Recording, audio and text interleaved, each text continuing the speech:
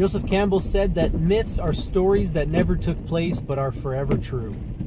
The same can be said of fables. For instance, take The Boy Who Cried Wolf. Do you think that this is a true story? That there actually was a boy who cried wolf so many times that when a wolf finally came, nobody believed him and he got eaten up? I don't believe that this is a true story, but I believe that the insight contained within the story is indeed forever true. If you cultivate a reputation for dishonesty, people won't believe you, even when you're telling the truth. This is obvious. It's not even something that's really worth debating at this point. So even though the boy who cried wolf never lived, the story remains true nevertheless. Joseph Campbell said this is the case with all myths. Because as you know, many myths are dealing with supernatural entities like gods and demigods. They contain magical items, enchanted swords, and all kinds of crazy things. Spinning wheels that put you to sleep if you prick your finger on them. If you approach these stories with an eye for determining whether they are literally true or not, it's going to be very obvious very quickly that they're not. The idea is that we should be looking underneath the superficial appearance of these stories. We should be peeling back the costumes and the decor and trying to get to the wisdom within. And that is when we can tap into the power of myth. Now, this doesn't only apply to myths, because if you read the New Testament and you hear about Jesus walking on water, or turning water into wine, or feeding a huge crowd with a couple loaves of bread and a handful of fish, and you try to ascertain whether this is a literally true story or not, you're going to have the same conclusion as when you try to determine the validity of mythology in terms of literal truth.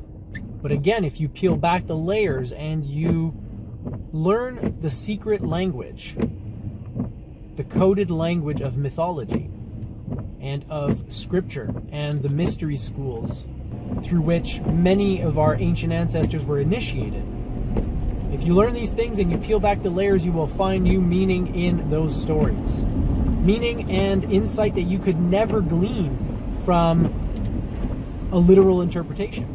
This is how you tap into the power of myth. You learn to decode the symbols and you go beneath the surface, and there you will find insights and wisdom of unimaginable practicality, usefulness, insights into your nature as a human being and into your power, because you have power. You have great power. And all your life you've been told to listen to these people and respect those people and follow these rules. And so you've forgotten about your power.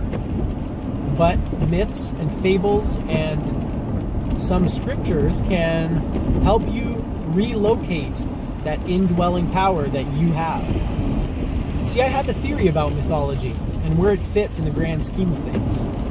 See, I believe that mythology is proto-philosophy or proto-religion. In other words, before we were sophisticated enough to speak about these things in more concrete and clear language, our ancestors encoded these insights and these truths and these principles into myths and stories.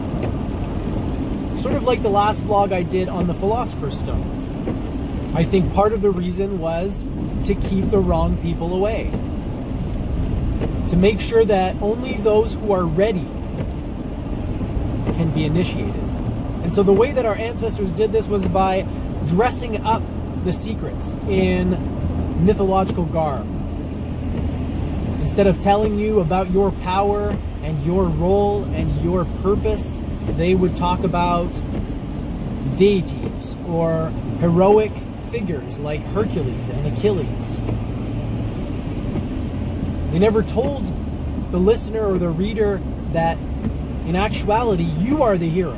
It's not Hercules, it's not Gilgamesh, it's not Achilles or anybody else. It's you. You're the hero of your adventure. And that is the ultimate insight that you can gain from all of these myths. But it doesn't just stop with myths. You can find these insights dressed up in modern movies. In the original Star Wars trilogy. In the Lego movie. The Matrix. Even movies like Frozen or Moana contain the same key insights as all other myths. And what are these insights? Don't repress yourself. Don't repress your true nature. Be yourself. Embrace who you are. And that's, to me, the main insight in the movie Frozen.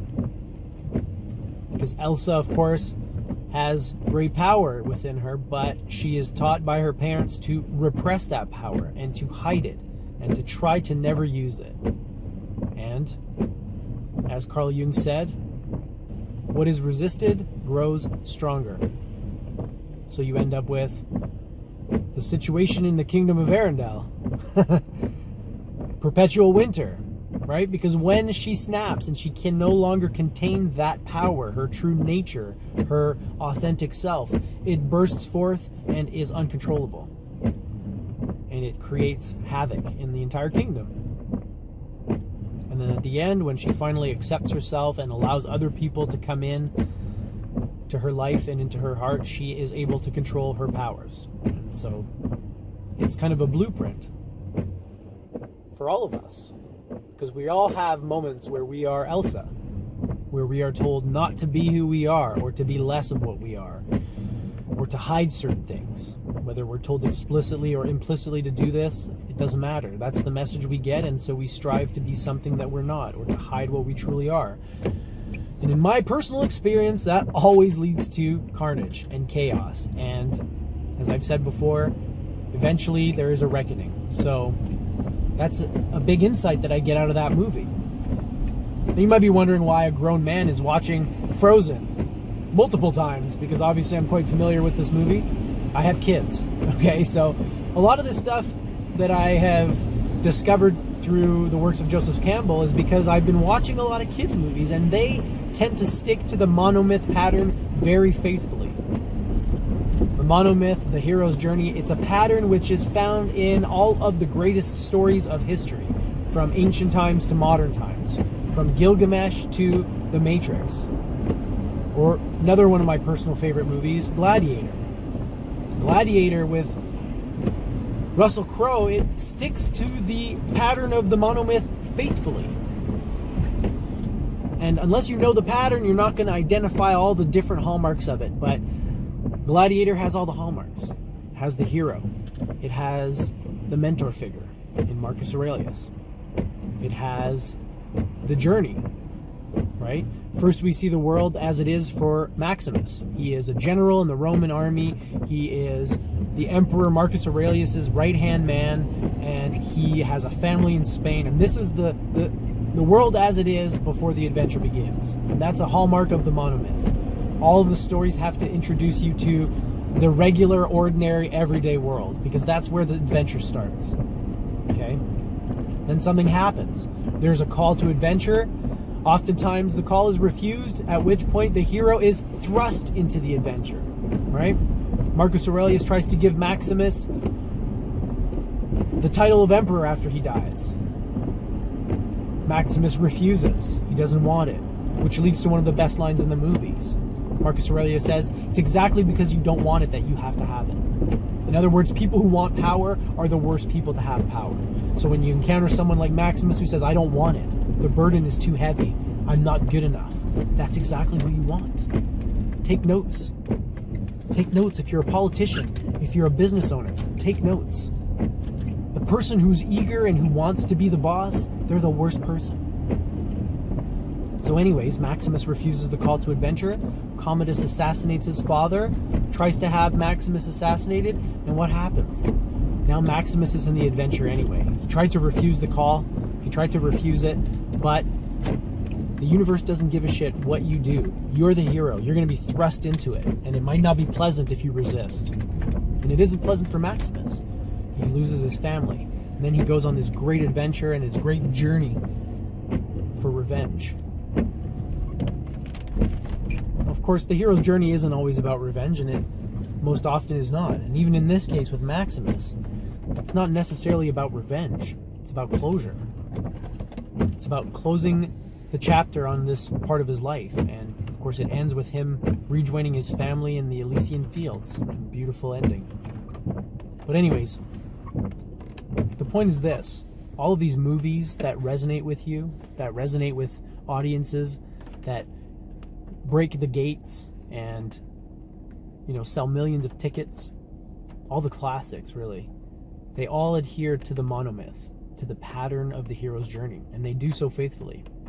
Because this is a pattern not of stories, but of our lives.